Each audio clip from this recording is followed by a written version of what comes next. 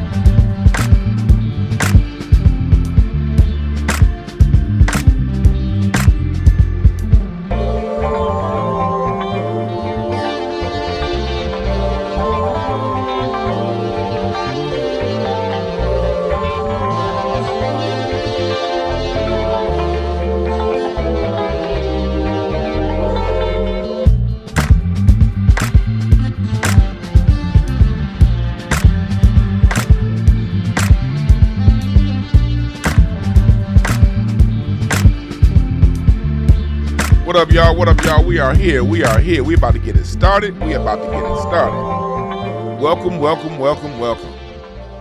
about to talk about what's going on over at ESPN. Oh, shit, we got my man Fred in the building from Barbershop Conversation. Salute to you.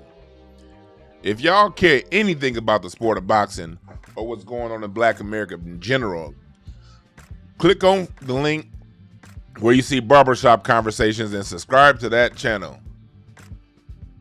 Salute to Fred.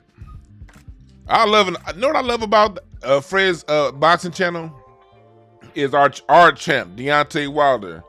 When he comes out and wants to interview, he don't go to ESPN. He don't go to all them official media. He go to 7A Sports and he go to Fred from Barbershop Conversations. And Joe Tessitore's mad. ESPN, all them cats is mad because the champ is on code. So if you want to see on code behavior in display in sports, please subscribe to Barbershop Conversations. What's up, Legion of Knicks? What's up, Jay Marquez, King David, Emmanuel Heath? What's up, Hervey Wolf? Yeah, that music, that's Duncan. What's up, Boss of Queenie? We ain't here, Guru Cam, yep. But yeah, I wanted to talk about this ESPN thing yesterday, but I was so busy with my apartment buildings and these damn clients. I was just busy as hell. And then when I was gonna do it later on in the day, my neighbor decided to start popping fireworks. Like, god damn, the 5th?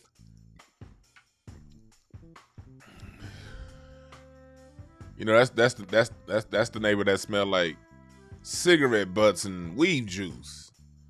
So I'm like, god damn, lady. It's kind of hard to be around women with manly body odor, you know? Y'all ever see that? Don't that shit weird you out, fellas? You run across a woman and she smelled like she went 2 for 17 from the field, shot 4 for 9 from the free throw line, got 15 rebounds, but got crossed over and and lost the game because the person she was guarding hit the game winner, yeah, that's how she smelled. Like a difficult game. A difficult, hard-fought basketball game. God damn, this shit be stinking. Ugh. I be in my back getting high, and I gotta walk past that door, and it just smells like, oh hell nah. And I don't even have a sensitive nose like that. I can smell you before you come in. What's up, Jay Smooth, Hotepish? Nah, Meg, she don't quite smell like full court, but she smells like 3 straight games of 21. You know when you been playing 21 and you gotta hit that 3 to end the game, and everybody got like 20, but no one's hits that 3. So then the minute somebody get 20, you get put back down to 15. But people miss like 9 straight 3-pointers to end the game, and you got to keep going. That's how she smell. Jesus. But anyway, I digress. We're about to talk about this thing because what's going on, I don't know if y'all noticed this, but overall in general, we're going to start with a wide scope. We're going to narrow it down, and then we're going to come back to the top. You know how I do it. I take my time to explain things and tell you where to go so you can expound upon what I'm saying. You dig? So, what's going on right now in sports is, and this has been going on for a little bit, you got white women taking over sports dominated by black men.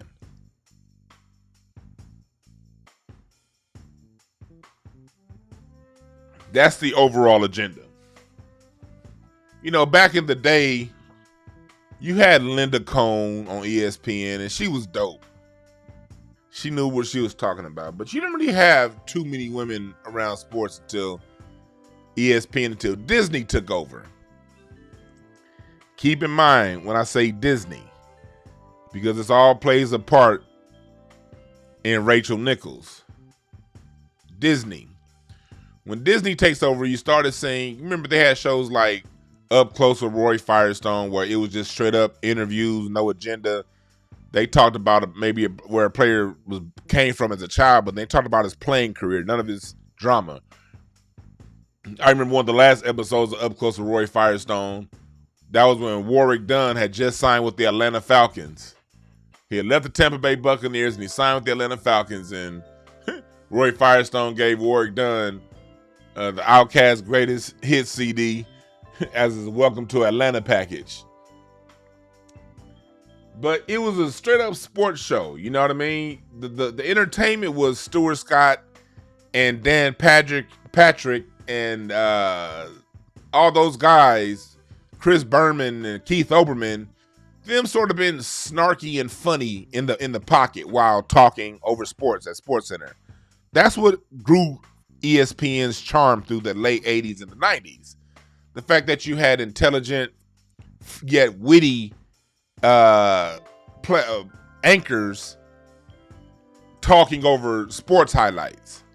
And that's what attracted us all to ESPN back in the 90s. When Disney bought ESPN in the early 2000s, it changed. It went from that, you know, you used to have axe shows and shows about chopping down trees and workout programs and that kind of shit, to 24 hours male, like basically gossip shows. A few things happened. They saw shows, the early shows, like as far as the talk shows, when Disney brought over, the first iterations of these talk shows was Around the Horn and PTI and Cold Pizza. Cold Pizza was the original name for First Take. then PTI, partner interruption, and then around the horn, back when that white boy that Max Kellerman used to host.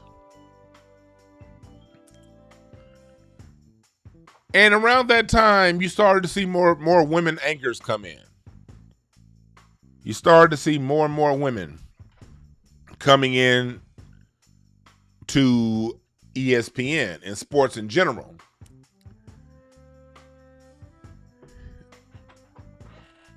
But what I notice is the women are all centered around the sports dominated by black men.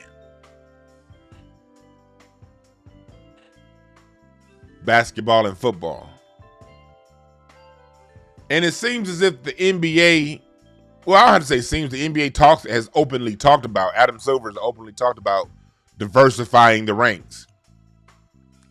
What I see is they use black male sports as the place to bring in all of the agendas. Oh, we need a woman. We need diversity. Y'all notice they don't ever have diversity with NASCAR? Where is the diversity in golf? Where is the diversity in baseball? You don't have them trying to shoehorn women into these spots in those other sports that black men don't dominate. But I have a question. How are black men so hyperly violent and masculine and we're toxic, but we're the primary sports the white women are trying to invade? And Disney pushes this bullshit agenda. I'm not saying women don't belong in sports. What I'm saying is if they belong in sports, let's sprinkle them around. Why is it only basketball that wants a lot of this, that just has everyone everywhere? And it's my conjecture. I don't have any proof of this. This is just what I see when I pay attention to the world around me. They use sports dominated by black men for the whole diversity platform so they can minimize the opportunities given to black men. Let me say that one more time. They put white women, but especially white women, in sports that black men dominate to minimize the post-retirement opportunities given to black men, these black athletes, or these black journalists. Think about it.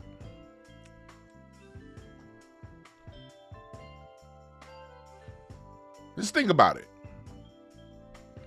Who would be a better host of an NBA roundtable show like The Jump than a black man? We're funnier than everyone. I can verify that. I'm a stand-up comedian.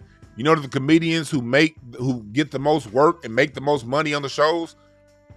The only comedians selling out these comedy clubs are black. Corey Holcomb, D. Ray Davis, Tony Rock. These cats may not get a lot of mainstream opportunities, but when they come to town, the comedy clubs sell out. We're the funniest. We love basketball the most. Just think about it. Hell, black men, unfortunately, over the last 40 years, we done let our society just go to shit over talking about damn sports.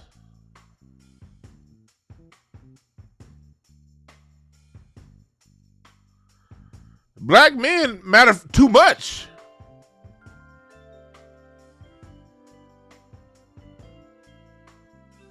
Because we talk a lot of, go to a barbershop. Hell, damn going to a barbershop. Just stand in the parking lot after church and listen to the men talk. The men's going to be about the game. The talk is going to be about last night's game and the game coming on when you get home from church. But no, that'd be too much like right. So they shoehorn these white women into these positions. Who would give a better interview as a sideline reporter? A former player or a white woman? That's why when they say this is your ammunition, people, when people try to minimize race and they say it's not about race, it's about the money. No, it's about race first. They will sacrifice money to continue racial dominance in all 9 areas of activity. Let me say that one more time. They will sacrifice money in order to assert dominance in all 9 areas of people activity. What are the 9 areas of people activity? Economics, education, entertainment, labor, law, politics, religion, sex, and war. That's why I say never listen to anyone saying it's not about race. The people who faithful listeners, y'all know this example I give. People who are new, let me give it to you. If we're solving a problem in algebra, and the question is 2a minus 5x equals y. In order to find the value for y, you have to solve a and x, or whatever variables they put out there, b, c, d, whatever numbers they put behind. You have to solve for all of the. You have to find the value of each number in order to get a true answer. So yes, it is about money on certain levels, but just because it's about money on certain levels doesn't excuse the fact that it's also about race. The reason why race is the underlying issue is again, go back to math. You got to go back and follow your rules of math. And I wasn't even that good at math. But what do you do when you have fractions? You have to find the lowest common denominator. You can't have 8 over 4. You got to reduce that to 2 over 1. You can't walk around with 9 over 3. No, you got to reduce that to 3 over 1. You got to reduce things to its common, to the lowest number. And you also got to find the common denominator. You're right, order of operations. You apply that to life also. And if this element of race keeps coming up, you can't just say it's not about that because over here in this little small area, you see the money. So like I said, if it was about just the money, you wouldn't put these other people on TV. Because America loves us. They love our entertainment. They hate who we are, but they love us when it comes to entertaining. That's why hip hop is predominantly listened to by white people.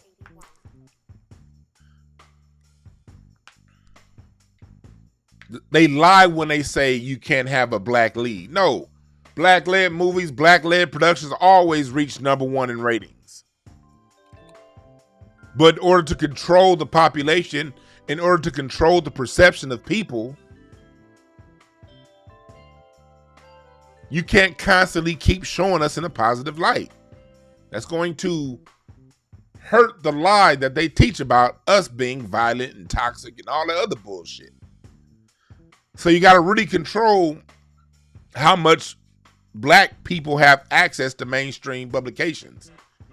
And when we do have access to those publications, we got to be spayed and neutered, like Kendrick Perkins and Steven Jackson and Matt Barnes. I'm setting this all up because we're going to go into all that, so chill. Y'all know me. I like to lay the foundation down before I get into my detail. Set the narrative up right. See what they do on TV, they try to give you a little small, narrow frame, and it keeps you in a constant state of either or. Kobe or Jordan, LeBron or Pippen. Instead of saying, hell, all them niggas could have played together, because if I'm gonna have LeBron, hell, you can have LeBron and Kobe on the same team. They do two different things. That will actually be a great yin-yang matchup. I mean, yin-yang partnership. But they keep narratives so small they don't help you think. Here at the Intelligent Ish Talk home, I like making you think. You dig? So,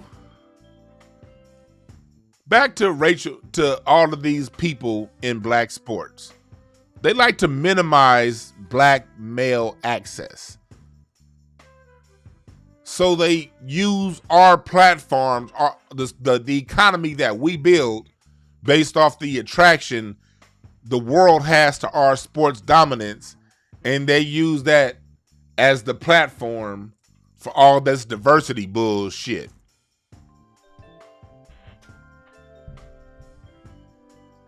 Because it's not just racial. Before I go into Rachel Nichols,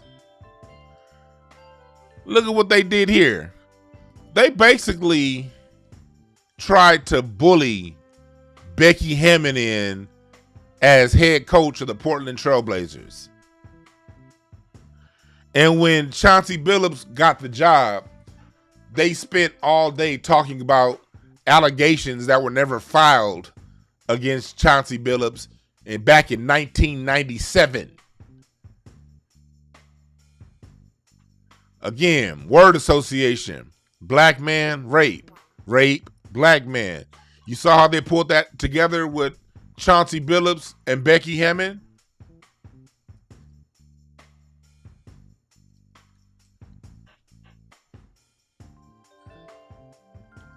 Here's Sports Illustrated. Portland trailblazing arrogance. Portland had a chance to address the allegations against Chauncey Billups. Look at this. They're talking about allegations. Sexual assault, allegations. White woman didn't get job. Black man accused of sexual assault, allegations after a white woman doesn't get job. People don't read stories, they scan stories. So if you're scanning this news, white woman doesn't get job. Black man, rape allegations, gets job over her. You see what they're doing to stir up emotion? All these headlines about a black man having allegations. Using that to marginalize a black man getting an opportunity he deserves. Look at what happened in the conference finals. 3 of the 4 coaches were black. Now in the finals, you got 1 coach is black.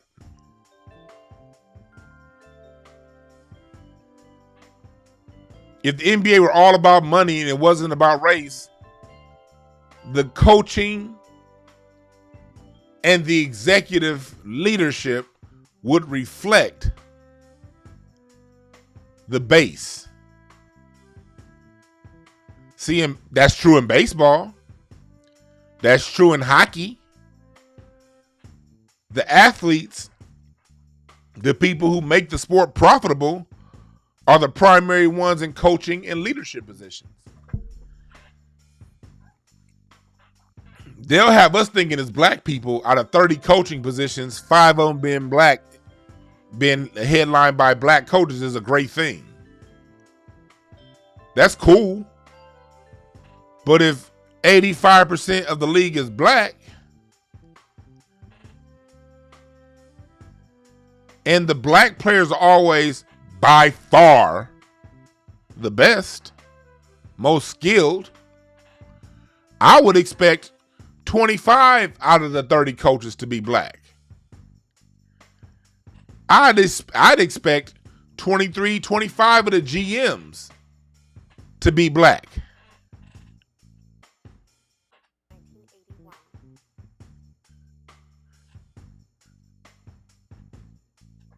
That's a win. Anything less is bullshit.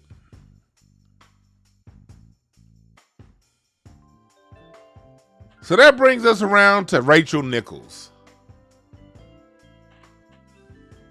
This mayonnaise face heifer looking like a cheese pizza. Rachel Nichols was mad that a black woman got a job over her. And she basically blamed it on ESPN hiring her as a diversity candidate. Bitch, what the fuck you think you is? You ain't talented Rachel Nichols. The fuck? Why are you? Rachel Nichols, if you love golf the way you love basketball, do you think you'd have a job? Rachel Nichols, why ain't you covering water sports? That's y'all shit. Why are you over here at basketball?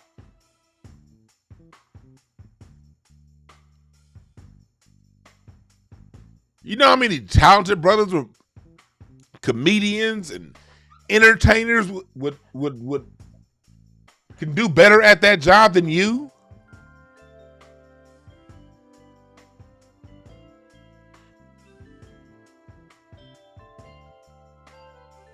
Daryl Reeves and LeBron. That's a good question about Rich Paul, because LeBron he's in the middle of a lot of this, because this conversation that Rachel Nichols is having is with one of LeBron's advisors. Let me play this conversation for y'all. It's two parts. I'm going to the first part, and then we're gonna get to the second part. Well, let me open up my audio so y'all can hear. There we go. Okay, cool. We got Google Chrome here. All right, listen to this. This is part one of Rachel Nichols crying. So they said to me, hey, instead of hosting the NBA Finals, why don't you do Doris's sideline reporter job for the NBA Finals? Because guess what that would clear the way for?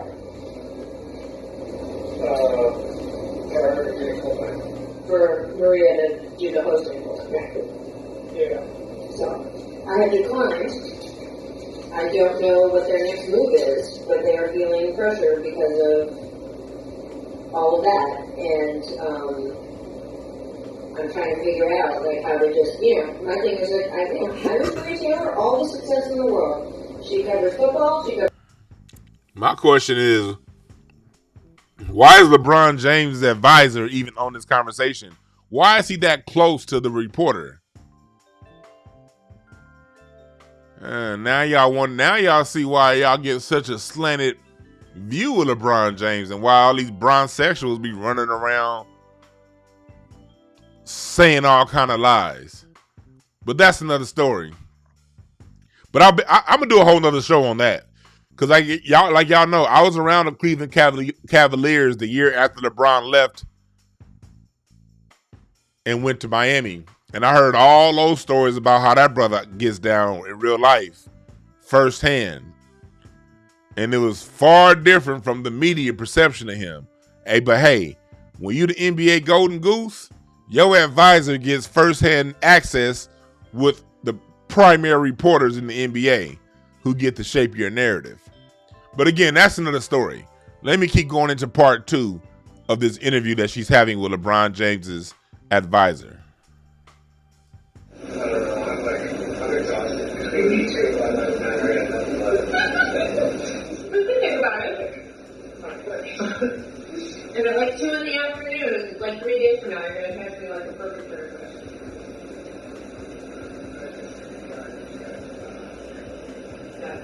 But that's it. Like, that's the answer.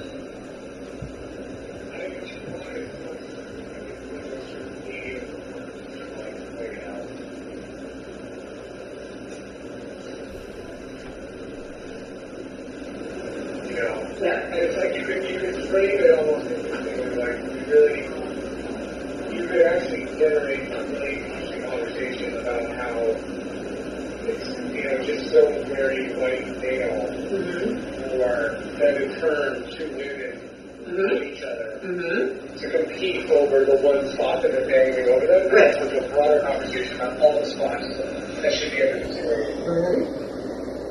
There isn't just one seat at the table for a minority of whichever version this week we're trying to please. If you think about it, this is precisely the problem we've been talking about for a long time. This is white men. It is an example of taking one black person in Florida. You don't get to have a black woman in a prominent spot and feel like, okay, the whole work is done. We're done. And you certainly don't get to say, okay, you have a white woman and a woman in a critical seat. And now that we're going to put a black woman in that case, the question is, where the other seats that white males are in? That should be under consideration. That's another excerpt of them complaining and using race. And this is for all these feminists out, for the few black feminists that are left out there. I thought this was all about diversity. I thought this was all about women. It's always about women until a white woman loses something that she thinks she deserves over a black woman. Y'all notice that shit?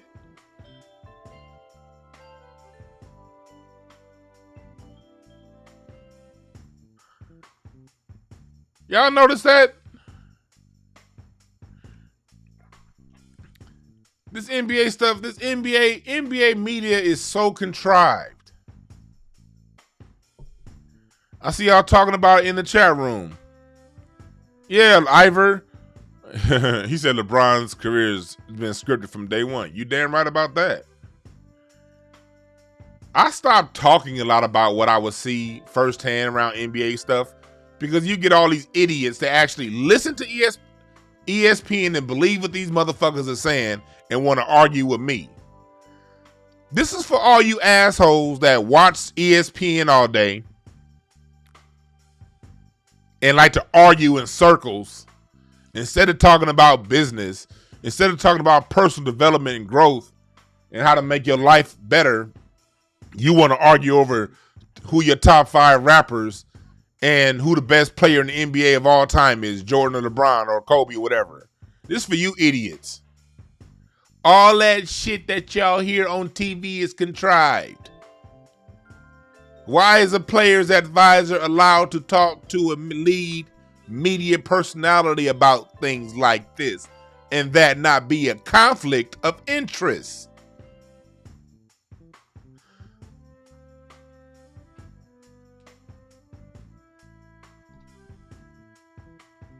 They pick and choose who to feed you as good and bad.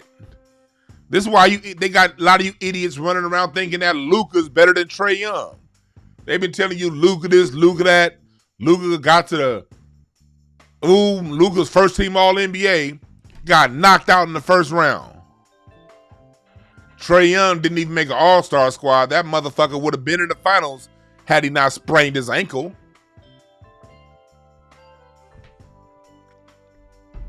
This whole sports thing is bullshit.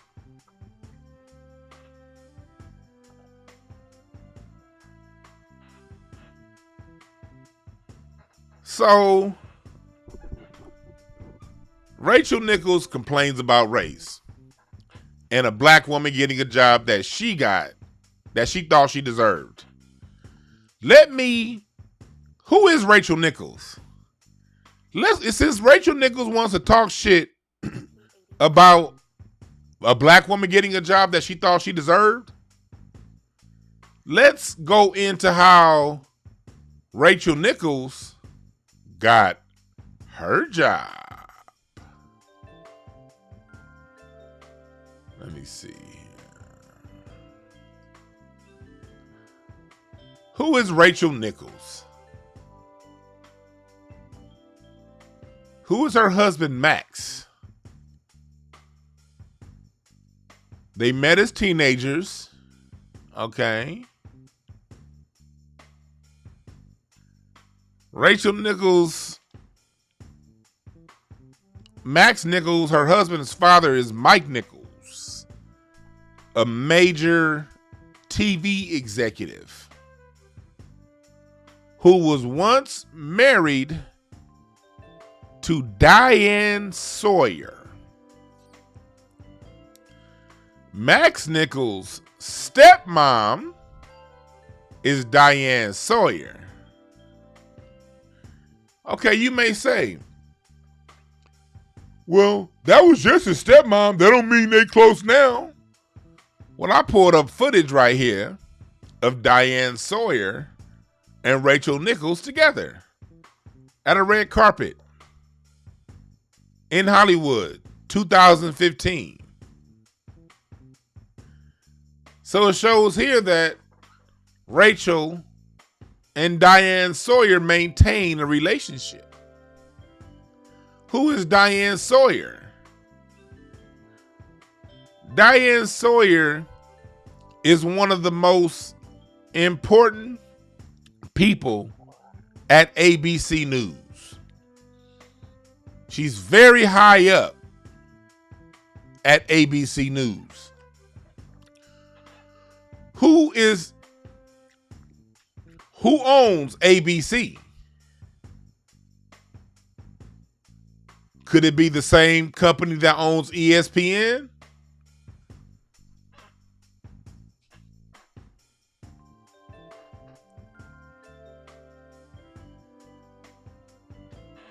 Could it be?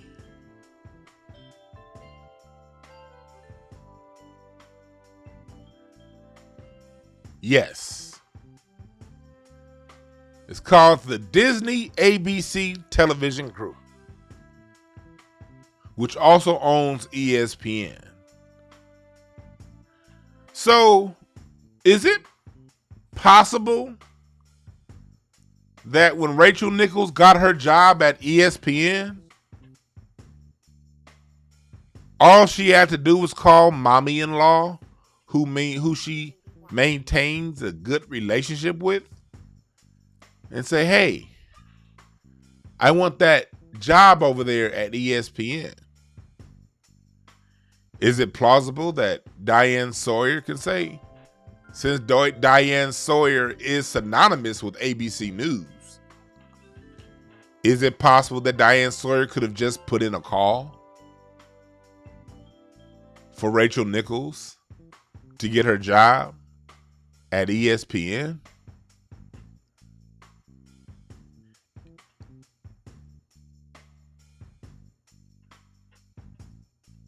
Is Rachel Nichols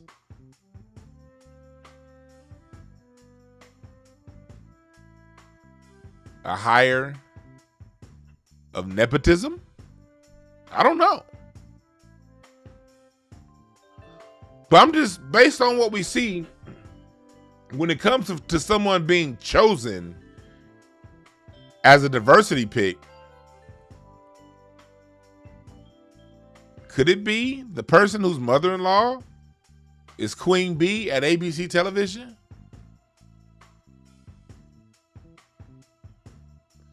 Because for Maria Taylor, I did some research on her, and she doesn't have any family members that work at ESPN or ABC.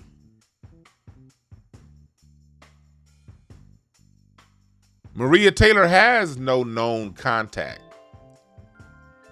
at these television networks.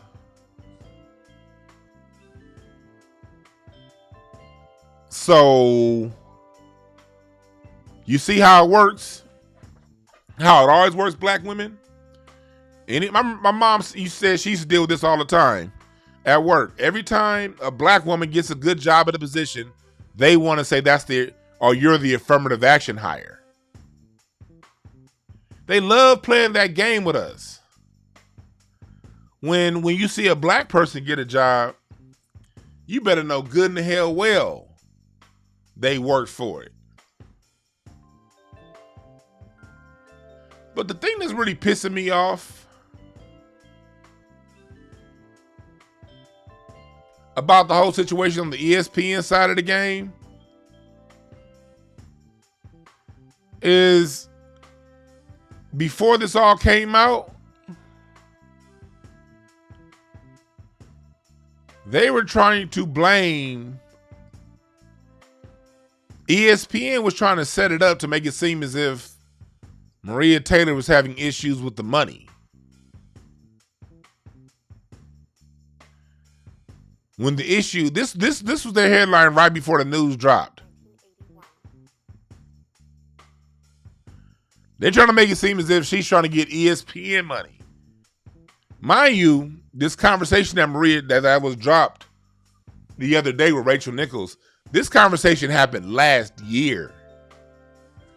And Maria Taylor's been aware of this conversation since last year.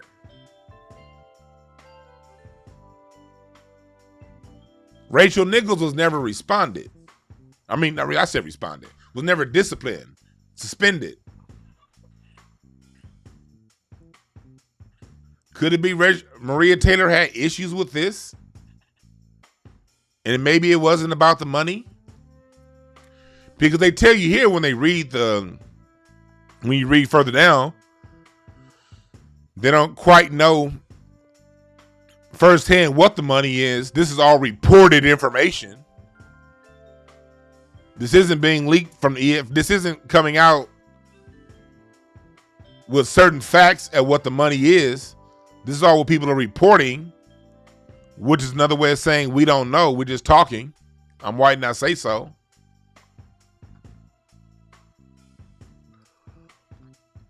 So this is what's going on right now.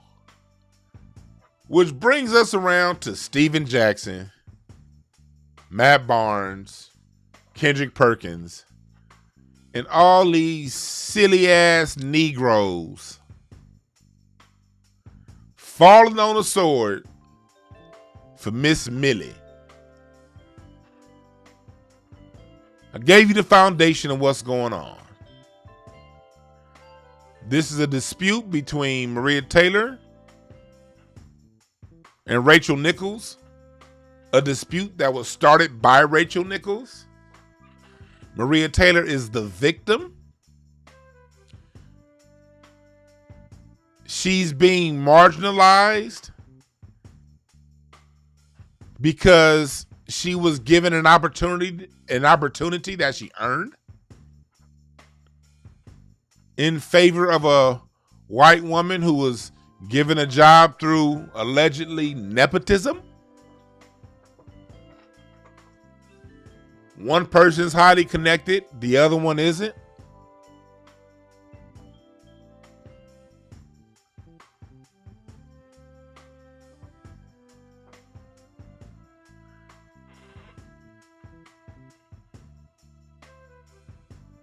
So now, let me show you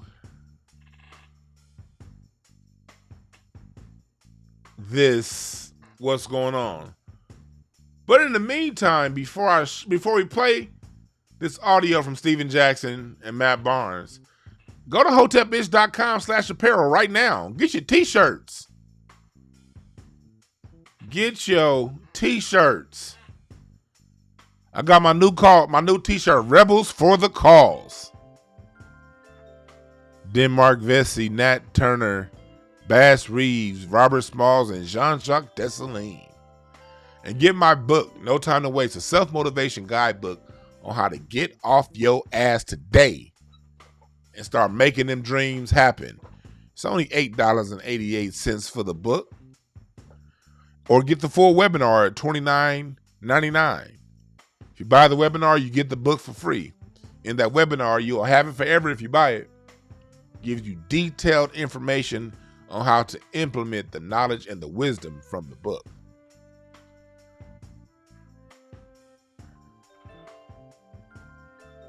So now we fast forward to Rachel Nichols, to Steven Jackson and Matt Barnes.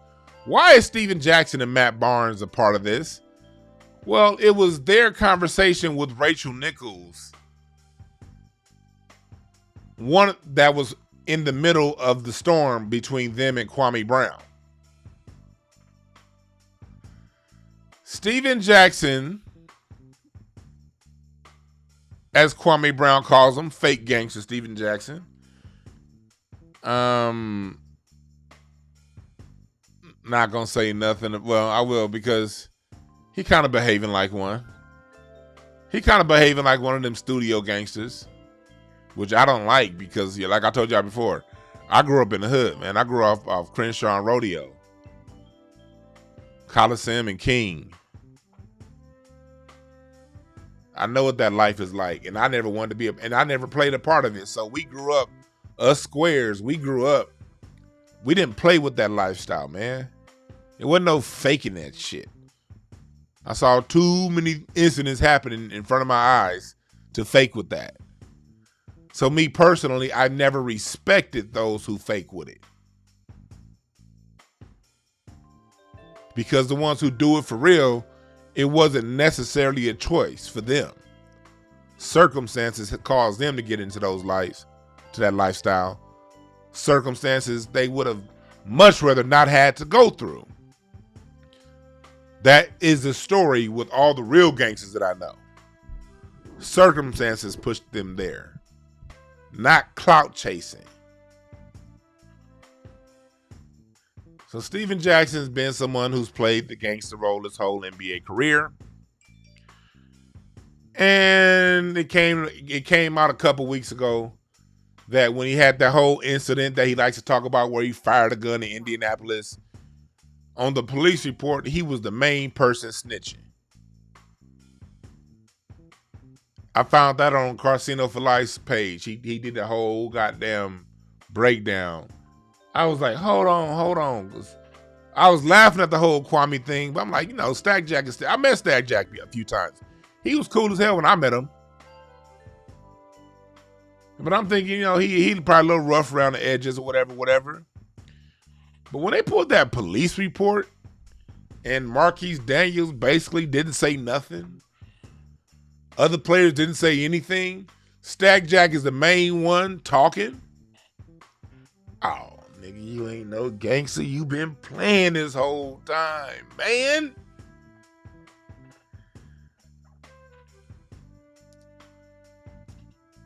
You been playing this whole time.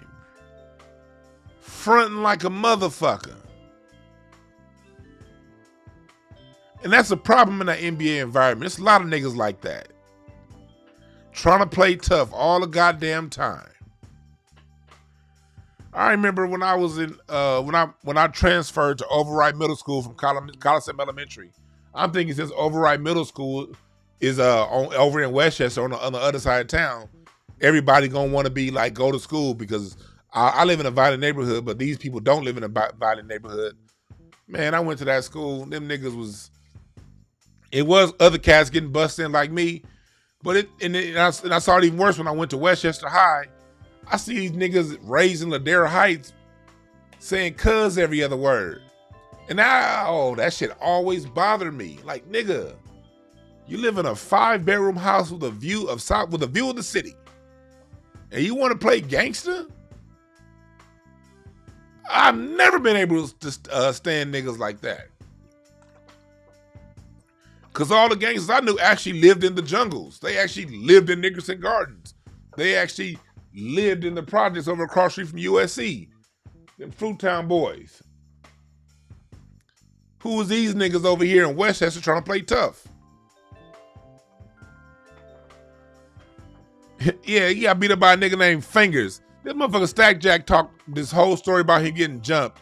And in the police report, it was a nigga that was a chubby nigga that was 5'8", with one arm longer than the other, nicknamed Fingers, that knocked his teeth out. Go to Casino for Life's page for that. He broke the whole police report down. That wasn't a joke, people. That shit was in the police report.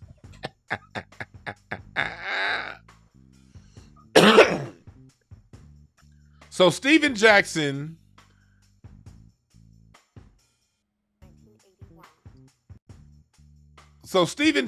think about we all ramble. Y'all can't be real with yourselves. So Steven Jackson puts up an Instagram post. I can't find, the original one he put up, he deleted. His original IG post was basically saying she has to come out, Rachel Nichols you got to explain yourself. He was like, I'm a stand for my people first. I'm gonna stand for my people. You're gonna have to explain yourself. I'm like, all right, Stack. Okay.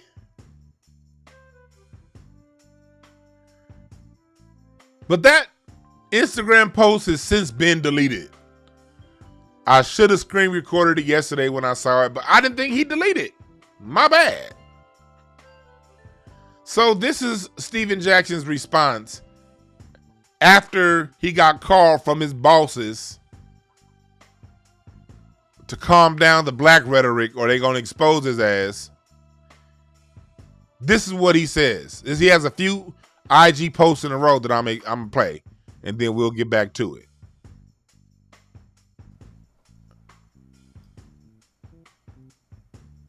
Think about we all ramble. We say things when we frustrated, and Rachel did deserve that job. It's just plain and simple. I talked to Rachel, and I know a lot of things she was saying out of frustration because ESPN put her in a bad position, and they even put Maria in a position of trying to give Maria a sympathy job.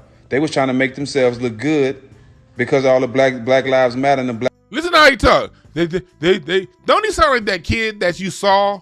Remember, he was always a kid. And that when that would the name Vernon, he would hit the other kid in the back of the head, and everyone saw it.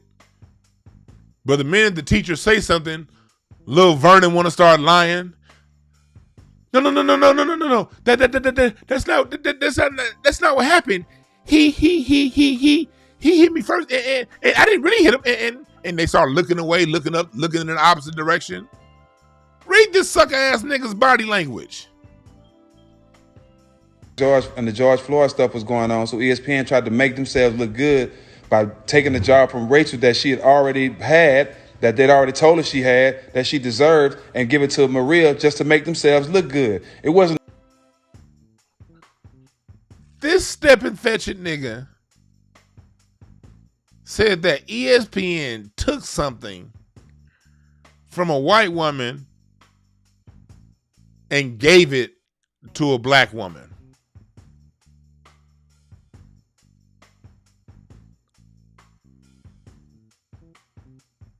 This nigga just said ESPN took a job from a white woman and gave it to a black woman. Ladies, I get why y'all say, see, this is where I understand the women when they say that they feel that black men don't have their backs.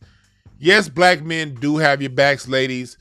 The problem is they don't put real black men on TV. They put niggas damn near 50 years old that still want to be gangster in those positions. A nigga who became Muslim once Kwame Brown started putting his rhetorical foot up in his ass. Now he's all of a sudden hum diddly dum. One minute you crunk, and then the minute Kwame Brown say he gonna kick his drawers in your ass, all of a sudden it's la la la la la la la him. La la la la la la Radio Raheem. Remember that scene in Malcolm X? La la la la la la la la Khalid El Amin. But wasn't you a gangster 2 weeks ago? Just like on the video before this video, which I didn't record, goddammit. He talking all hard about Rachel. We gotta hear what you gonna have to say. I'm tough. Let's keep going with this nigga. Genuine job they wanted to give Maria. It's ESPN is behind all this, boy. It's all their fault. You know what I'm saying? I can't blame Rachel. I love Rachel, and I'm going to stand behind her. I spoke to her, and I'm going to stand behind Maria, too. But ESPN, y'all some suckers. Y'all some suckers because y'all did this. Y'all tried to give Maria a job, and it wasn't genuine. Look at his and look eyes. what happened. Come on, man. It's all ESPN fault. We love both of them. We love both of them.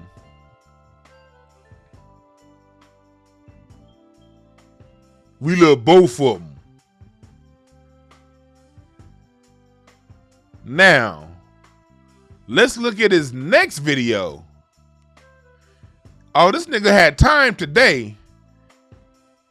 The video where he was calling out Rachel Nichols lasted about 58 seconds before they, if I can find it. So let's look at what he said right after that.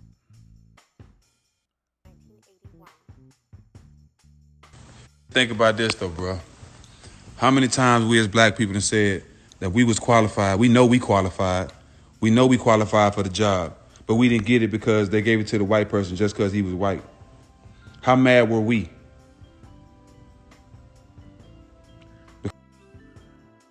They looking out for their own. How mad were we? When you know you deserve the job and they give it to a white person just because he white. We've been dealing with that our whole life. And that pisses us off. So now it's about us. He done totally left Maria Taylor and the white girl Rachel Nichols. We stopped talking about her blaming. She's the one that brings up race, along with LeBron James's white advisor. You got two white people, a white man and a white woman, implying that race is the reason Maria Taylor got the job and not Rachel Nichols, who was given her job through nepotism, allegedly, from her mother-in-law, Diane Sawyer. Ex-mother-in-law, Diane Sawyer, who we see they still have a relationship with, as evidenced by the 2015 picture they took together at the premiere of Star Wars. So, Steven Jackson, you're basically saying that the white woman given her job through nepotism was unfairly removed by ESPN for a black woman? And then you turn around and say, well, black people, we go through this all the time. You're comparing when well-qualified black people don't get a job to this, to a woman who's been given every opportunity. Rachel Nichols gets all the best interviews. She's the one that gets to interview Kevin Durant, LeBron James. You see, I just played the audio with her talking directly to LeBron James's people. I can't stand these kind of niggas. They ain't got no heat for white society, but when it come to black folks, all of a sudden now this nigga want to start talking tough. Let's keep going. We ain't getting recorded, but we say shit too behind closed doors. So I get it. I get it why Rachel mad. Rachel ain't never showed me no signs of being racist, but I would be mad too if I worked my whole life for a job. They threw that in. Rachel never showed me no sign of being racist. Do your dumbass even know what racism means? What is being racist? Let's break that down real quick before I move forward with the video. Racism, according to Dr. Claude Anderson, is a race for wealth, competition, and resources. That was the race out of Europe. Once all the Europeans settled on their plots of land around the world they were going to invade, they added an ism. All of the economic advantages gained through the stealing of the land and the wealth of the land, the ism is the practice of maintaining that wealth and keeping that wealth within that dominant group of people.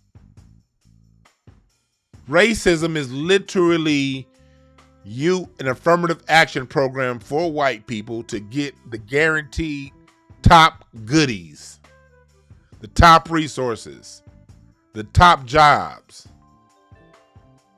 the top opportunities.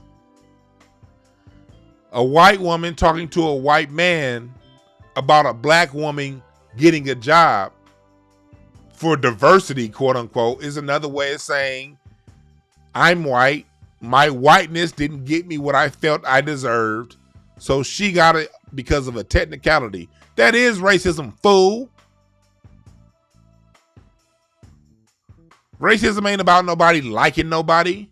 I saw a video the other day where somebody was like, I don't know no racist, man. White folks like, I'm cool with the white. Nigga. Do y'all know that Arnold Schwarzenegger was also hella cool with Tukey Williams?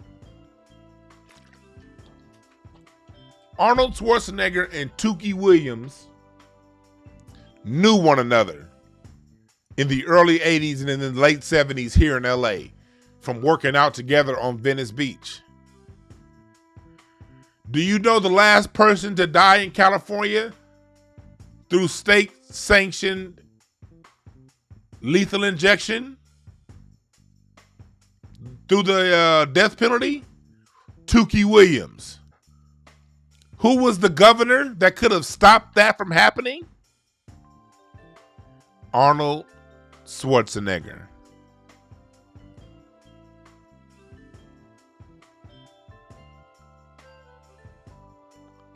That's racism, folks. Oh yeah, when we was out lifting weights together and doing that, oh, we real cool.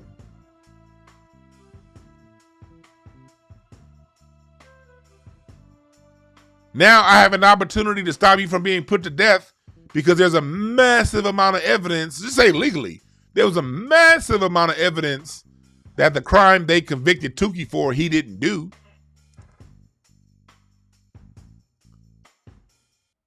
Tons of evidence. That boy still got his ass killed. That's how these motherfuckers operate.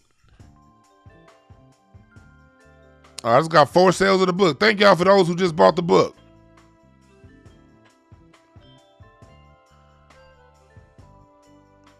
Thank y'all. And thank you for the Cash App donations, Lisa. Got a Cash App from Lisa. Thank you, thank you, thank you. Got a Cash App from, I can't pronounce this name, but thank you for that Cash App. Racism isn't about people being cool with one another. It's about, do they offer you the same opportunities they'd offer someone of their same color? Maria Taylor's being denied, or she's trying to deny Maria Taylor an opportunity based on her color.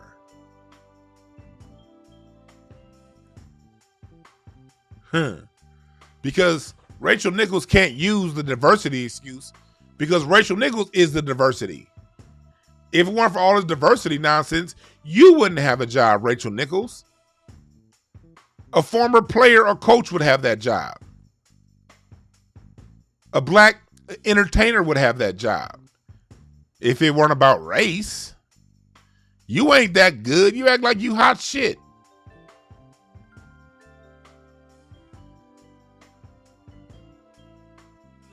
Rachel Nichols looks like that Muppet that played a banjo at Chuck E. Cheese.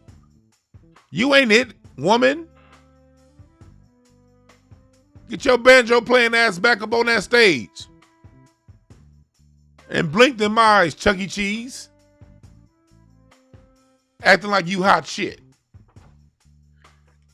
But this is the problem. We have their society on the ropes. We have them being racist on tape. And the first people to fall on the sword are the black men. Oh my God.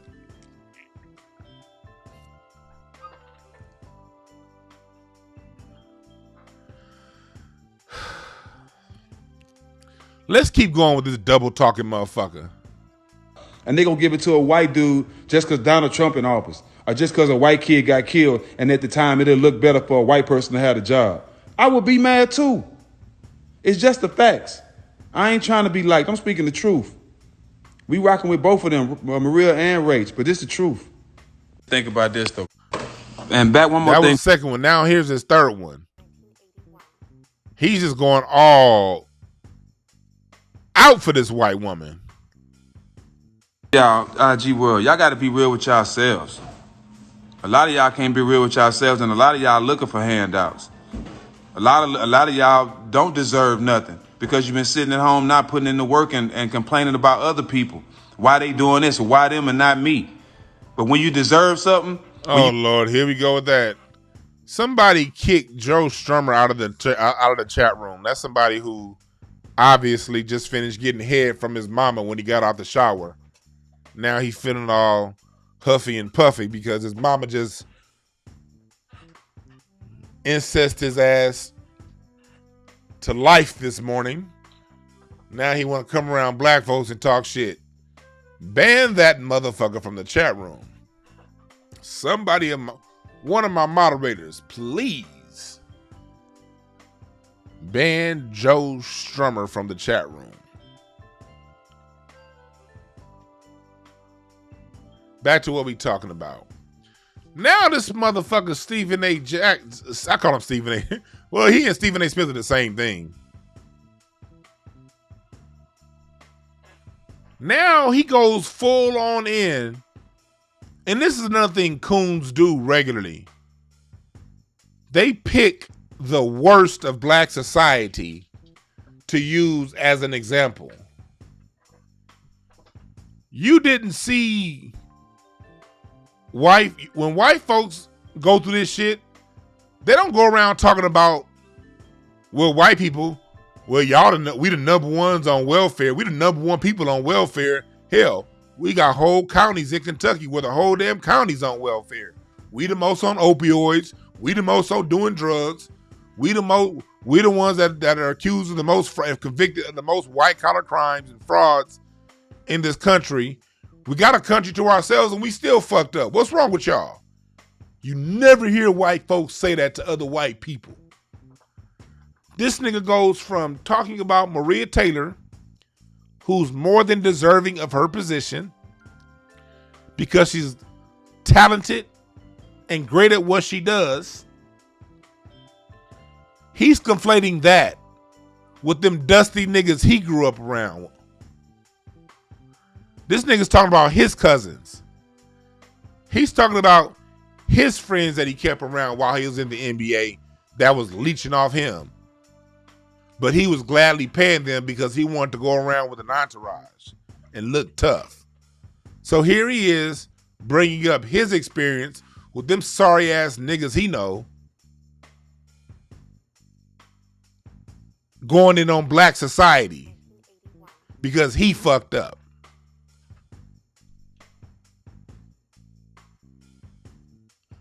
When you put in the work for it, you should be mad when you don't get it.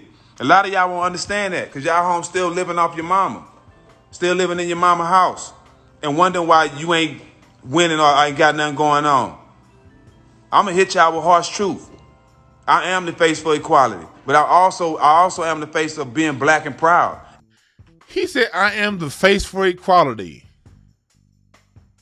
No, you the face for coonery, nigga. You the face for tap dancing. You the face for, I got mine, you get yours. You the face for everything wrong with black America, Stephen Jackson, and I hope you hear this. Spent your youth trying to be a gangster when you not. That's what's wrong with black America.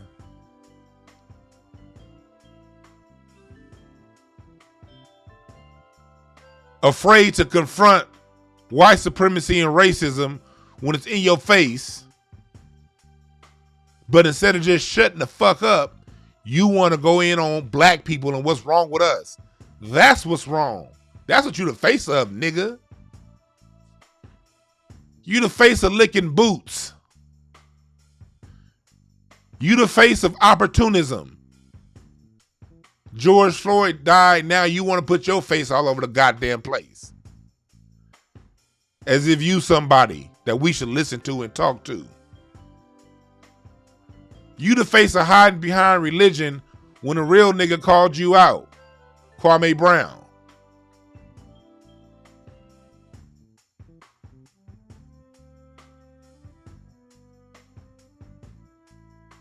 You the face of this.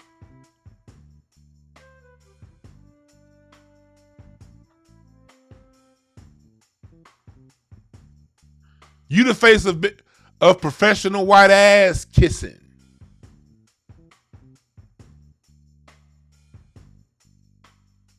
You the face of the baby boy mentality.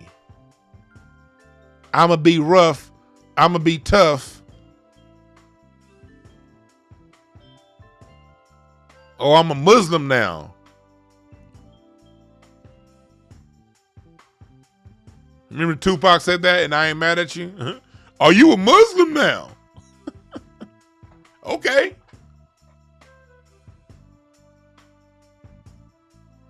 We got a black woman that needs black men to help her, to support her, and you supporting a white woman. And I say this from experience. Y'all saw, for those of you who watch Craig Facts, y'all saw me and Craig, on Craig Facts, we put our money where our mouth is. When we saw Leslie Jones steal Precious Hall's joke, we went up, we spoke up for Precious. Leslie's on Saturday Night fucking Live.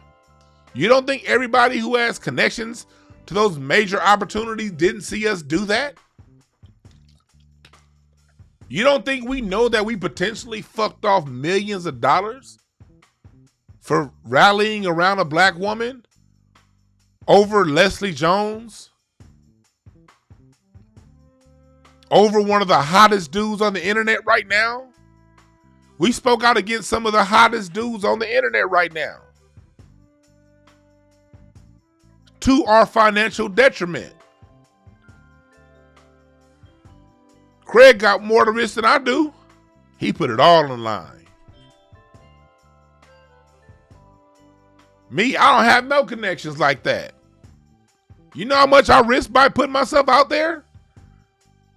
I've been in this game. Me and Craig been in this game just as long.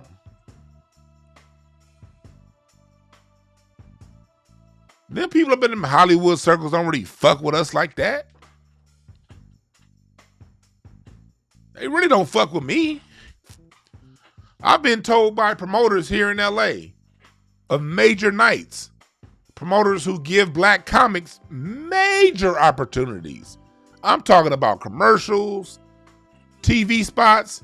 This particular promoter is somebody that the people in Hollywood call when they want to know what the next, when they want some new talented, fresh-faced black comedians. They call this guy.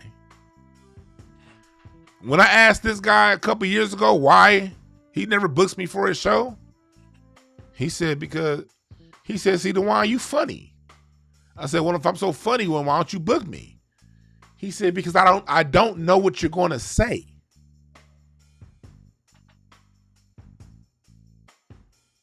That's what I was told by this promoter, who at the time promoted one of the hottest nights in LA, who is somebody that people call to get the next hot black comic. That's what he told me. I don't put you on my show. I don't mention your name to anyone because I don't know what you're going to say. He told me that 3 years ago. Guess what? I got louder. I'm like, oh, if I got that kind of reputation already right now, it ain't no change in that. Shit, I may as well go. I may as well put some extras on this shit and really go hard. No, Keith, he's not white. This is a black promoter that said this.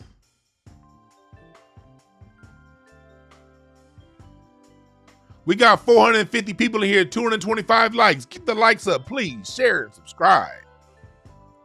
A lot of people new to the channel. Hit that subscribe button right now, please. I appreciate it. And the notification bell. So when you hear me talk, you're talking the reason why you have a lot of these niggas that you see online through these major sites. I was around early along with them too. But I chose a route of being someone who's going to tell the truth no matter what it is, no matter how it affects me. And I said, if it's going to take me a longer time to get there, then fuck it. It's just going to take me a longer time to get there. So I'm not speaking to Stack Jack from the position of not understanding the consequences of standing in truth. That's why I don't respect the whole speak that he's speaking.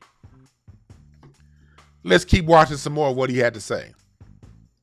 Being strong and going to get what's mine. Not asking no white person or nobody to give me nothing. I'm going to take what's mine, like I've been doing. But Hold y'all, on. That's a cap. That's a cap. That's a cap. That's a cap. That's a cap. Calling out cap. Calling all caps. Captain Save a White Hole. Cap. Capping Jack. You're earning your title, Capping Jack. You capping. Why is he capping? What's the name of his show? All the Smoke. What platform is All the Smoke on? Showtime Sports. I remember when this shit first started. It would just be Instagram Live, Matt Barnes, and Steven Jackson smoking weed and talking shit. Larry Goodwell, I don't know if you're sitting here, Larry, but Larry told me about that originally because he would watch. Because Larry knows Stack and Matt. He knows Stack a little better than I do. Now, he don't really know Stack like that, but Larry and Stack, they smoked a few times. And I remember Stack, whenever Larry would be in the chat room, you know, Stack would shout him out and acknowledge him. And I tuned in a few times. It was actually kind of cool when they was on Instagram. They had thousands of people on IG Live. Instead of them taking that and opening up their own YouTube channel, creating their own opportunity, these idiots went to Showtime.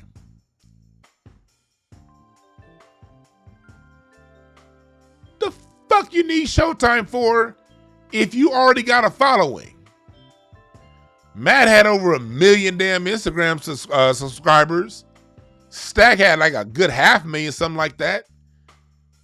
Between y'all got 1.5 million people eyes on what you talking about. Why the fuck do you need Showtime if you have that kind of mentality? Let me go back and replay that cap and shit he just said. Face for equality, but I also am the face of being black and proud and being strong and going to get what's mine. Not asking no white person or nobody to give me nothing. I'm going to take what's mine. He said, not asking no white person to give me nothing. And your fucking podcast is on Showtime?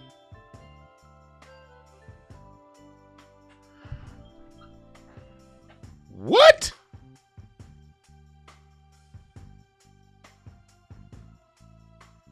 What? You're the shining example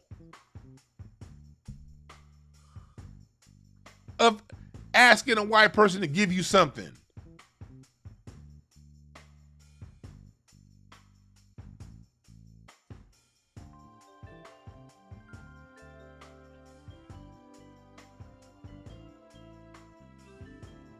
Look at this.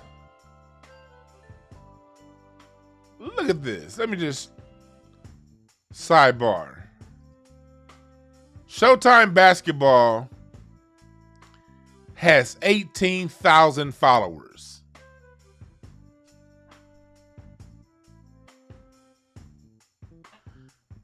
Steven Jackson has 930,000 subscribers.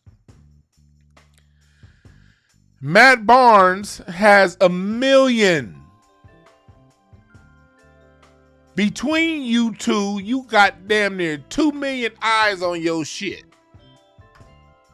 While Show Basketball, home of All the Smoke, has 20,000.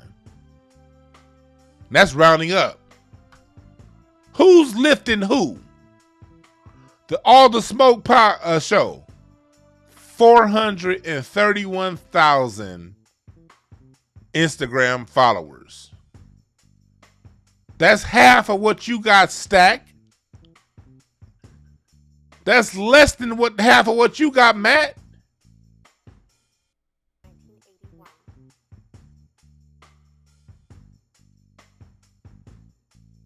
Major cap. But Think about black folks, these are the ones that they got speaking for us. Let's keep going. still living in your mama house. And one, I am the face for equality, but I also am the face of being black and proud and being strong and going get what's mine, not ask. James Brown rolling over in his grave with this nigga saying he the face of black and proud. James Brown wasn't talking about you.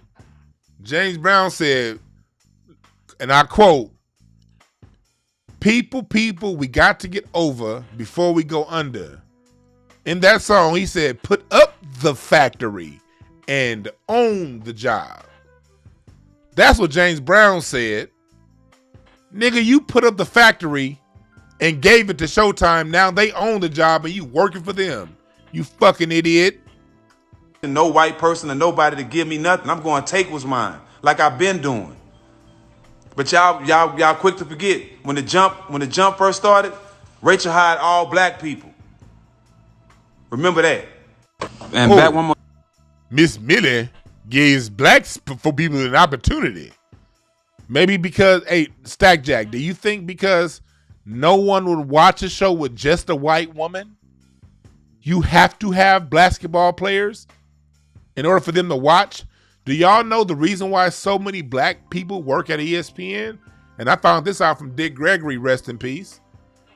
But Dick Gregory put me on his research. He said it because during the middle of the day, the majority of the people home watching TV is black men. And black men watch sports.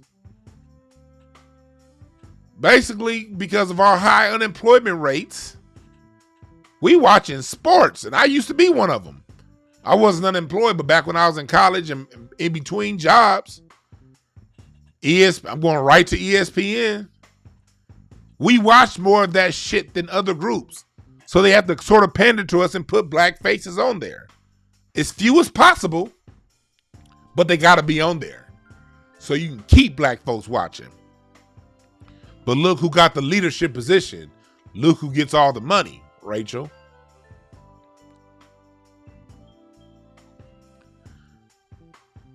Now let's go to the last video that he did. I told y'all I'm gonna make y'all hate me, cause y'all, especially the people that don't like the truth. Half y'all hanging around niggas, hoping that they make y'all dream come true, and hanging around them. And as soon as they tell y'all no, they a fuck nigga, or they ain't real, because they told you no, because they tired of you benefiting off their blessing. You been around them all this time, been around all the people they been around, had the same connections, met the same people he met, but you still sitting around waiting for somebody to hand you something. Instead of you getting on your ass, doing something with the connections and making something work for yourself. Now he doing an old Republican handout speech.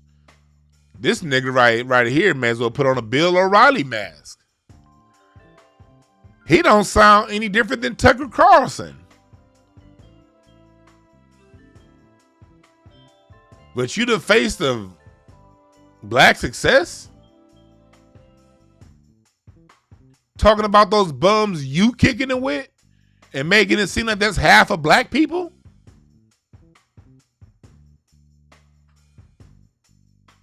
A lot of y'all in this mind frame, and a lot of y'all stuck in this attitude of blaming white people for why you ain't made it. Yeah, we know we started off behind. They put us in a bad position from the jump. They got ahead, but it's time for you to learn for yourself. We got more black millionaires than any time. Half these rappers didn't graduate high school, but they millionaires because they shot. They got off their ass and tried. But a lot of y'all looking for an excuse for why you ain't made it. Don't blame nobody. Blame yourself. Get up off your ass and put in the work. Ain't nobody holding you back. That's you. I told y'all I'm gonna make y'all hate. So this nigga just gave us a full-on pull up your bootstraps argument. The same guy that ran to Showtime to do what he could have done for himself. Now he's over here copping pleas because Showtime allegedly and those people that he worked for are putting him up to defending they gal. Now, because they put him up to do their dirty work, he's going in on the rest of us like Steven from Django. Steven, boy, you got the right name. What's up? But see, whoever, shouts out to who was the person in charge of naming the characters in that movie Django? Because Steven was the name of Samuel L. Jackson's character. And now you got Steven Jackson doing his best impersonation of that. Stephen A. Smith. What's up with you niggas named Steven? And no offense to any nigga that's any brother out there that's not like that, but what's up with you niggas named Steven?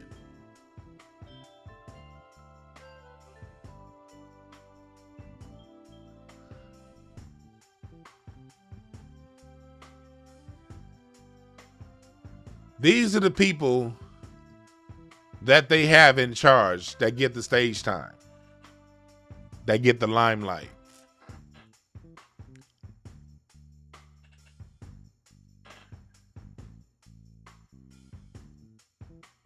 And then you had Matt Barnes, who did his own covering for her on his Instagram.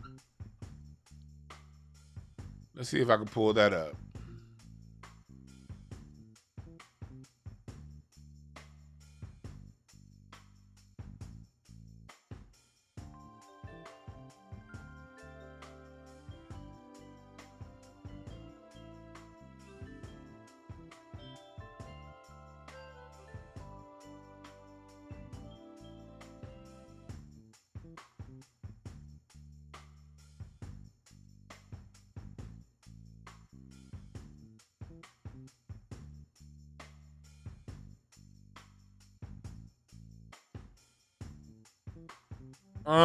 Not working. Obviously, what Rachel said was out of line.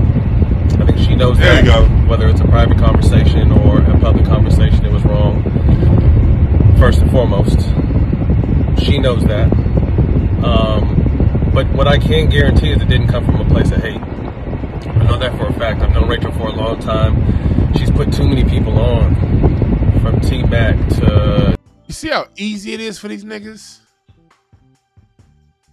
All right. He said, oh, let me get out here. He said she's not racist because she put me on. That's all it takes to buy these niggas off. And again, y'all know me. I like Matt too, man. I spend a lot. I'm gonna say a lot, but I spent a fair amount of time around him back in the day. I don't have no issues personally with Matt Barnes, but this ain't it, brother. I understand that you had to say what you had to say because people at ESPN made you say it. But that goes back to my original point. You got 1 million Instagram followers. You don't even need ESPN or Showtime. That's the point. You don't need them. Matt's a very interesting, intriguing personality. He don't need them. But he went and got up under them anyway.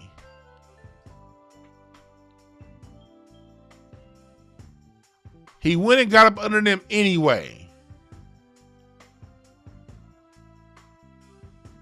And didn't need them.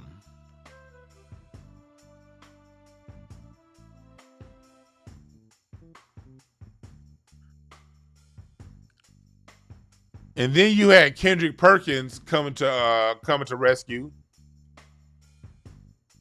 Sounding like an escaped slave.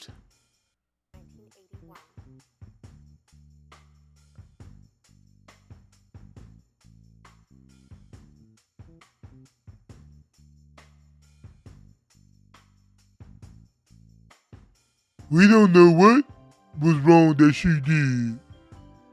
I don't have his queued up. I don't have his queued up, and I don't really want to go and start one because I want to pull the wrong one. Nah. But you can go and look up Kendrick Perkins. But anyway, y'all get the point. I don't need to bring him up because y'all get the point. Y'all get the point. Y'all get the point. Negroes falling on the sword for white supremacy racism.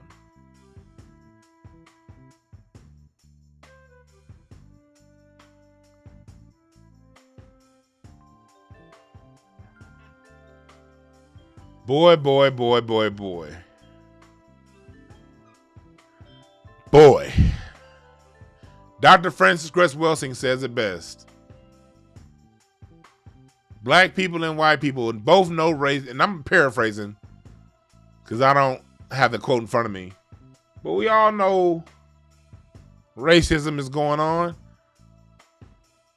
White folks ignore it and black people play stupid.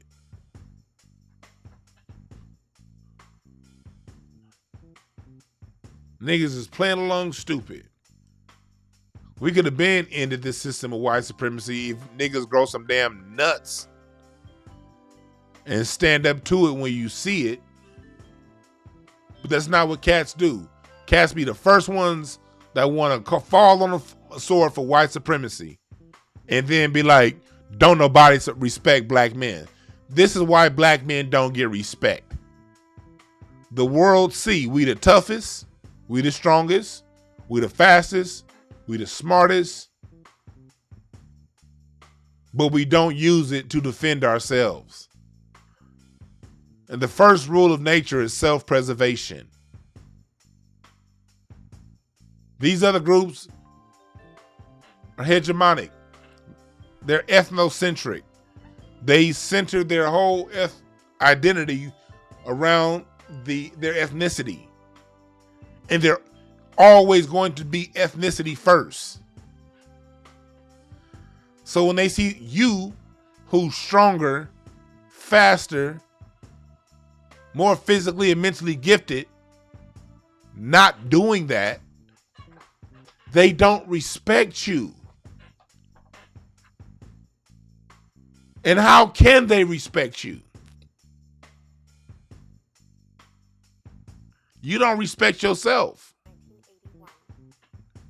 As black folks, we have too many out there that don't respect themselves, which means they don't respect us as a group, which means they'll be willing to do or say anything to throw us under as a group because they see there's something inherently wrong with us, because they see there's something inherently wrong with themselves. You see how that works?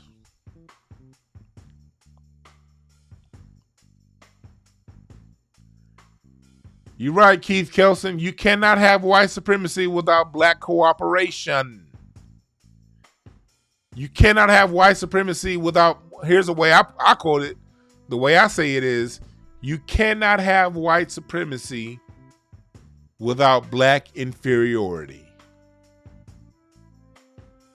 It takes two to tangle. They can only stand on your back if you willingly bend over and allow them to. See, black society, black men, we're in the unique position.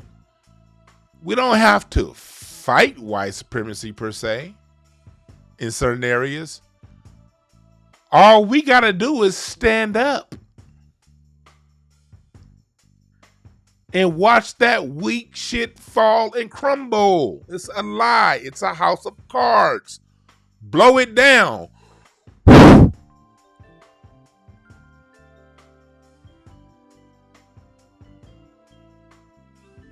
If we stand up, how can they, as a whole? See, for those of us in the minority, those of us who already are standing up, see, we were all raised in the same bullshit as white supremacist system. We didn't know any better. Most of us walked around with our bent over, wondering why this monkey was on our back. But for those of us who stood up already, we was able to see, oh, these motherfuckers ain't shit. As long as I can secure my own way to feed myself, that's the only thing. secure way to feed myself without depending on them. If I do that, these motherfuckers ain't shit to fight. They ain't shit to deal with. Problem is, the people we gotta fight the most is these old niggas that want to stand on the backs of white supremacy or allow white supremacy to stand on their back. Between them and these, it ain't about race ass niggas. It is about race. It's about those other things too.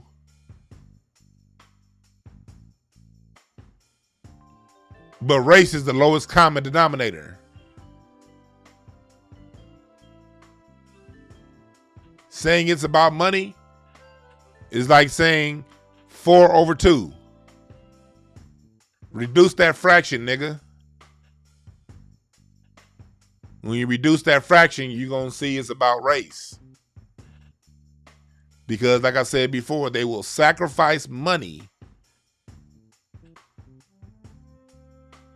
to push race. So we're going to put the white woman in the lead position. And then when we do hire a black person, we're going to make sure it's some old stepping, fetching ass Negro like Kendrick Perkins. We're going to make sure it's some go along to get along ass nigga like Steven Jackson. We're not about to put no alphas in the position that don't mind speaking the truth. Hell no, nigga, you don't get a job. We're full. We're not hiring.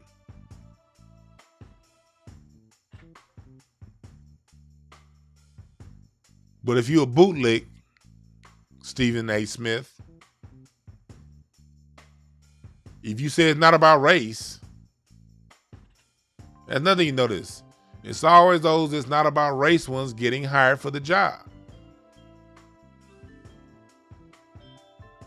Why is that?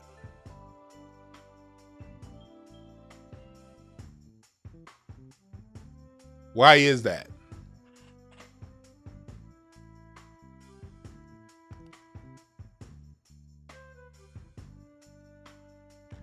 Oh, yeah, I know, yeah.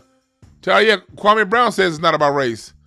Well, in Kwame, I see somebody with a good heart who just doesn't know any better.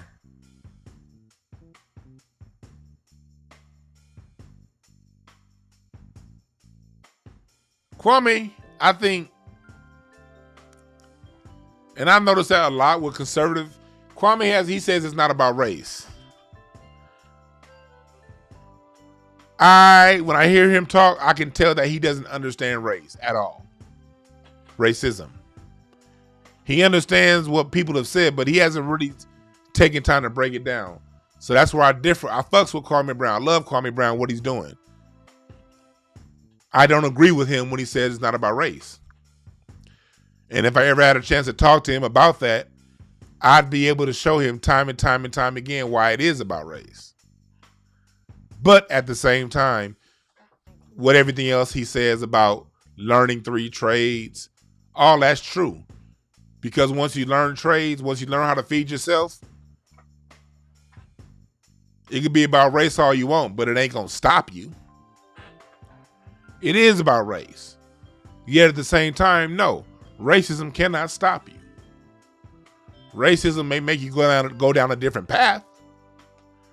You may not be able to go through mainstream channels, but fuck a mainstream. Who wants to be involved with the mainstream anyway? The mainstream says if a dude has a dick and decides he wants to compete as a woman, he can go to the Olympics in his 40s and be an Olympian as a woman while still keeping his package. That's what the mainstream society says is cool. It's 11:11. Hit thumbs up, please. Hey, 11:11, hit the thumbs up.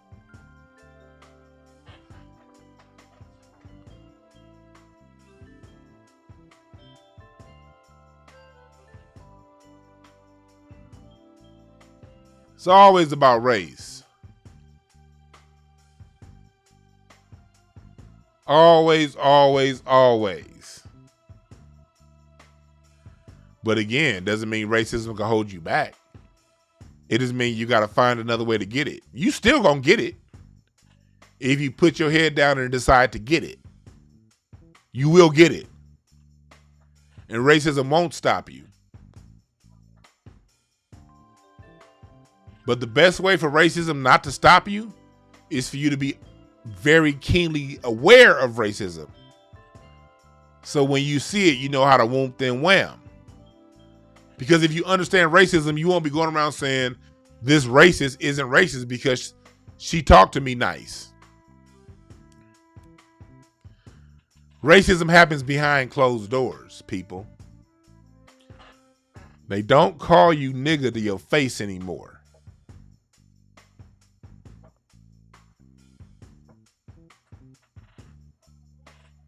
They wait till the doors are closed and say, hey, that black woman got the job because she's black.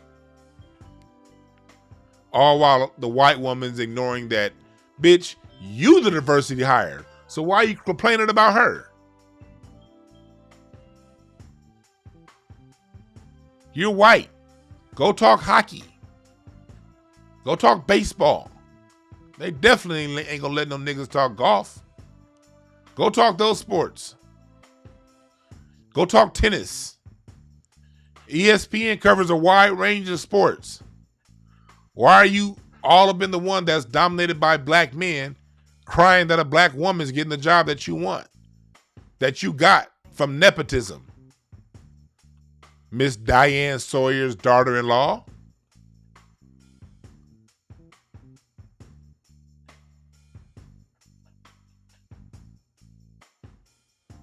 You're right, Queen. Kwame's not B1, but he can learn. Kwame's confused.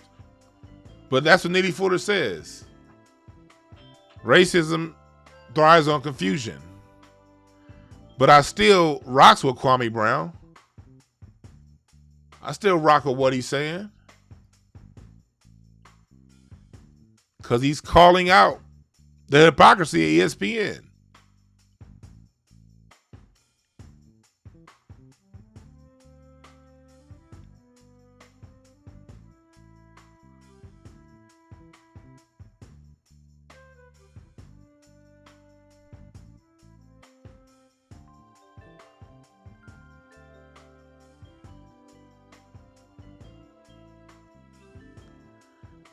Mark Willis said, yeah, Kwame does talk about time and soul. I can just tell by the way Kwame talks, I seriously doubt he's aware of who John Henry Clark is, who Amos Wilson and Dr. Francis Cress Welsing is. You got to realize, B1P black folks, a lot of people aren't aware of our scholars. One. Two, out of those who are aware of our scholars, maybe 20% ever took the time to crack open a book. And out of that 20% who did crack open a book, maybe 5% of them actually read any of these books front to back. Most people just like to say they read a book or say they heard of some shit because it sounds good, but they don't have a true understanding of what it is.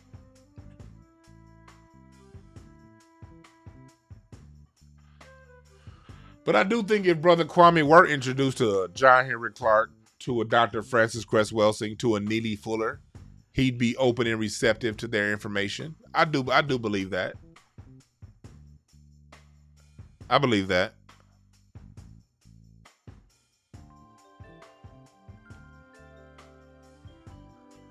You're right. When you know better, you do better. What else y'all talking about in here?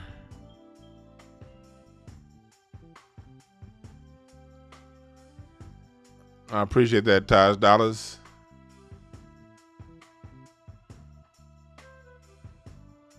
Well,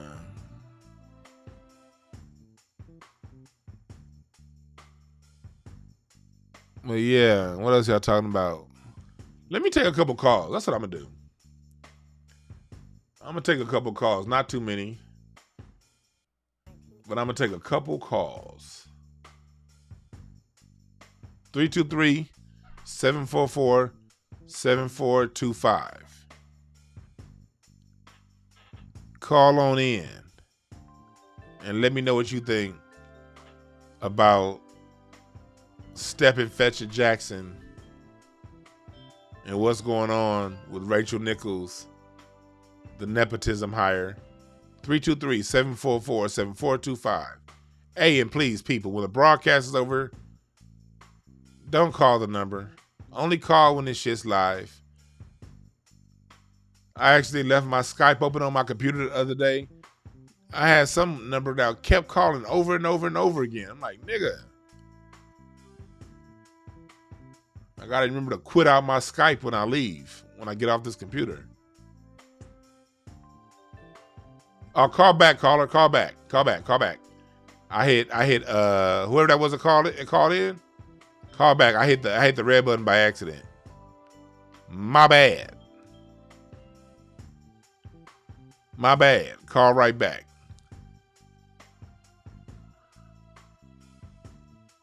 But yeah, only call in while I'm broadcasting. And be self-aware, people. What's up, caller? Ah, shit. Hold on. Something is wrong with my Skype. That shit only rang one time. Hold on. What's going on?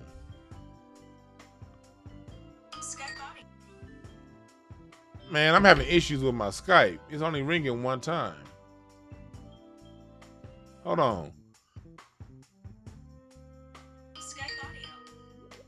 This shit ring one time and then hang up. I guess that means it's telling me not to pick up any calls. Ah! What the fuck?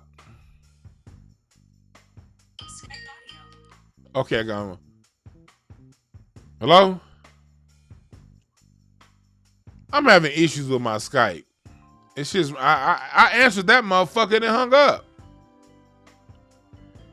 Yeah, nah. I'm having issues with Skype, people. I'm having issues with Skype. Skype audio. Yeah, that shit ringing. And what's up with that stupid ass Skype ringer?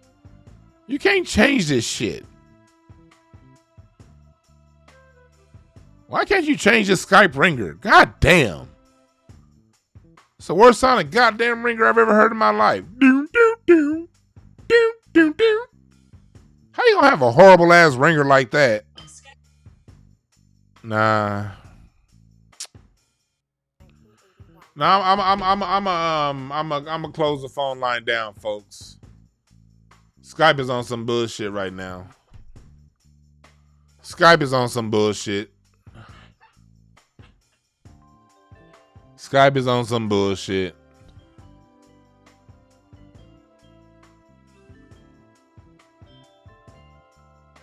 Skype is on some bullshit right now. It will be good to have Kwame Brown on Craig Facts. We'd be roasting the shit out that nigga, and he'd be roasting us too.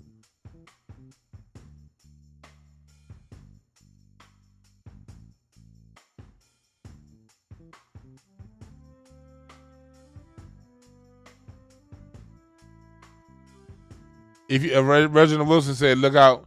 If you're looking for me, if you need to contact me, email me at hotepish@gmail.com or info@breakthroughas.org. Email me. If it's something quick, I'll respond. But yeah, my rates and my calendar still ain't out because I've been waiting because I have a calendar that's supposed to go up on my website, but my web guy still hasn't put it up. You can book me for 20-minute interview intervals, hour. And my 20-minute interview interval, 15-minute interval is only $20, but I charge that because I'm busy as shit. And my normal rate for my company, Breakthrough Advocacy Services, my normal rate when I'm dealing with family issues is $175 an hour. That's how I make my money away from social media and all that shit. That's how I make my money. So whenever social media wants a little bit of my time, I don't charge as much for a 15-minute quick drop in. Skype audio. Man, yeah. Skype ain't working. People stop calling. Shit. This is my company, breakthroughadvocacyservices.org. Breakthroughas.org, I should say. Y'all see the degree, the certifications, relationship coach, international union member. Y'all see the testimony. Y'all see the testimonials I got down here from the parents. So yeah, and I already do this. But email me if it's something quick. If it's something that we're gonna have to actually get through, then we'll talk about rates and all that good shit.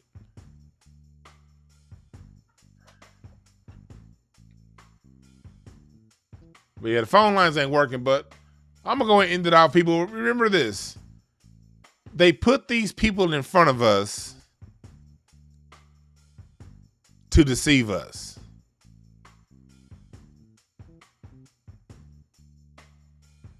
They put these people in front of us to deceive us. They know an idiot when they see one.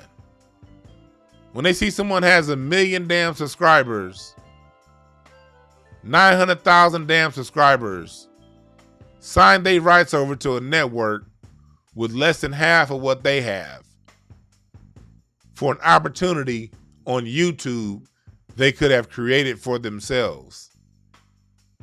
You know you're dealing with someone who will do whatever it takes to defend your interests.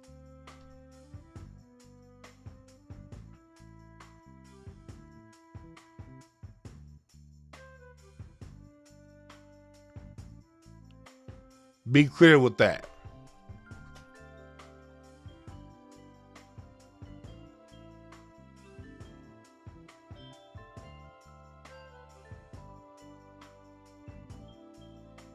Be very clear with that. Let's see what somebody had to say in the chat room. Someone named Dexter says, "We keep." Hold on. Let me get a better background so I can read what's been said. We keep forgetting the part where the. Let me put that back up there.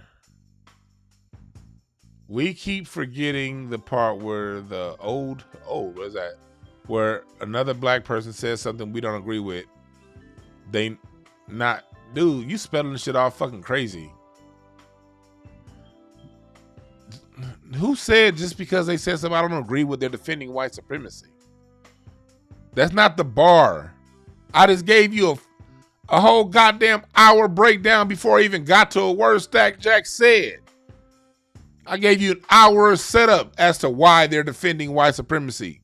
Don't minimize what I said on some simple shit.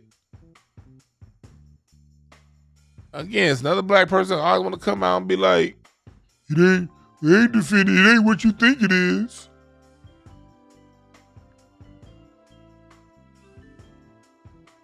You gotta think, people.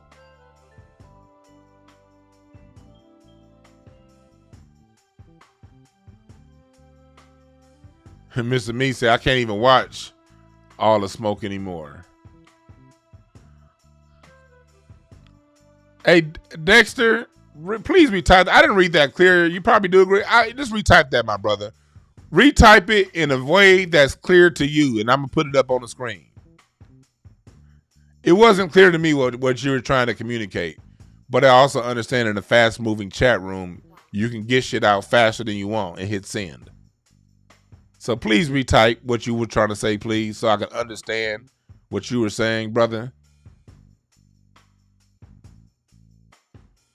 Yeah, I can't watch All the Smoke. I remember when All the Smoke came out. I told Larry when it came out. Larry will tell you, Larry Goodwell in the chat room, he'll tell you. I said, oh, it's baked in the cake for that show to be some bullshit. The minute I saw Showtime backing it, I said, all right, that show about to be agenda filled. If there were no agenda, they would just go straight to YouTube, Stack and Matt.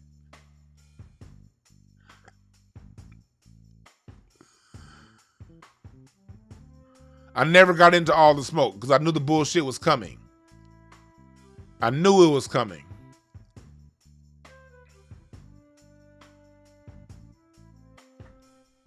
I knew it was coming. Any niggas with that kind of following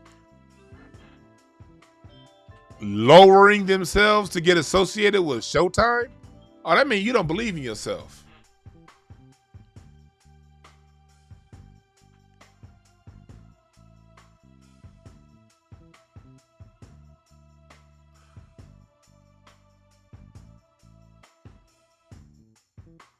Yeah, classism takes a back seat to racism.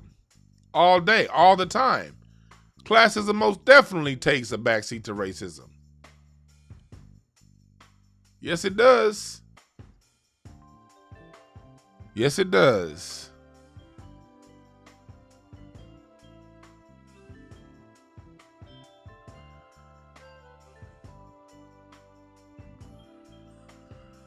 There's nothing wrong with being a Trump supporter.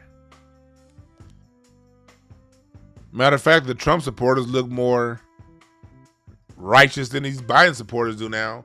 I don't support neither one of them motherfuckers. But I used to associate Trump supporter with coon back in 2016. But then I started observing this shit more like, man, maybe they weren't the coons that I thought they were. Maybe I was wrong. And I was. Now it's a whole lot of Trump supporting coons. But I think it's more Biden supporting coons than it is Trump supporting coons now. All right. He said, I don't know why the thing keeps showing it down here.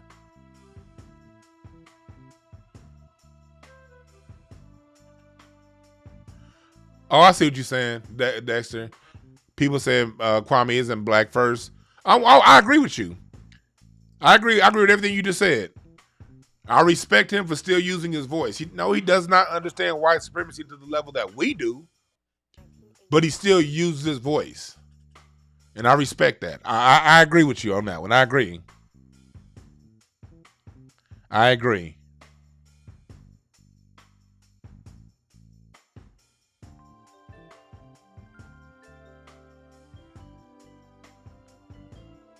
I agree.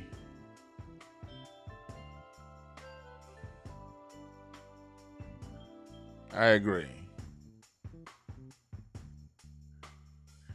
Modern Jesus says I misquoted him. Okay. I probably did. Say what you had to say again, and I'll quote you correctly. Niggas fuck up. I probably fucked up. I be fucking up all the time. Yeah, Benjamin Foe, I saw that. Did you read the comments under Steven Jackson's post? Like, you saw, I was looking at the people who was liking the comments. Bum B and all them. I'm like, oh, okay. You niggas on that shit too. Okay. Lori Brown says it's a beautiful day in Carson.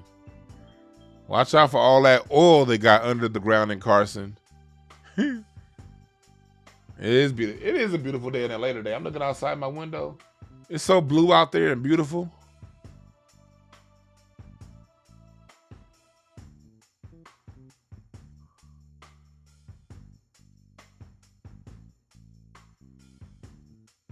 Let me see. Okay, let me see what you said, Modern Jesus. Niggas think Biden and Trump care about black people. I see what you mean. How they think Kwame and Stephen are about black people. Okay.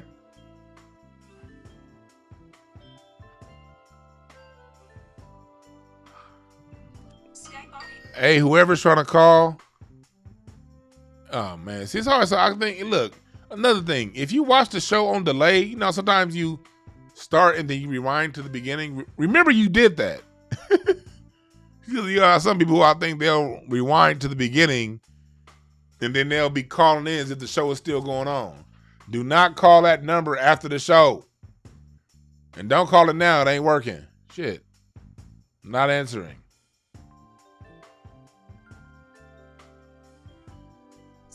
I can't check under DL comments because DL Hewley has me blocked. DL Hewley got tired of people tagging me every time he cooned in some shit after I clowned his ass. Y'all remember when DL Hewley tried to hit me with them jokes and I went to work on his ass and he got me suspended from Twitter for a week?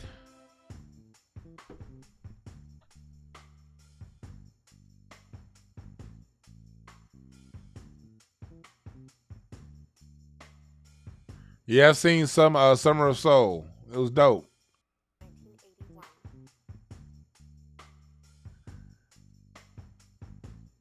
But I'm about to get up out of here. I got Craig Facts to do later on today. Let me rest my voice and shit and get ready for that. Thank y'all for those who joined in. Remember this. to get my t-shirts. Y'all know the product line. I got my Rebels for the Cause t-shirts. These are selling like hotcakes. Get my live drum sample packs.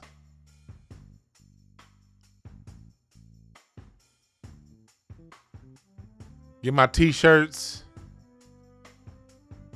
And whoever this is that keeps calling from the 704 number to my Skype, I will block this number. If you ever have somebody call and they call right back, god damn. If it didn't go through, why you calling right back? I'm going to block this number. And I'm not going to answer it. I only answer this motherfucker on air. This is not the number to call me for personal shit. Or to talk business. If you want to talk business, email the email address. hotepish@gmail.com. Don't call this Skype number when I'm not asking for calls. God damn. But remember this, there are no perfect messengers, especially me. Only perfect messages for those who are willing to pick up game. Stop looking for the perfect messenger. Yeah, KWAME may not all the way be B1, but he motherfucker got a lot of good messages. So pick up the game where you can.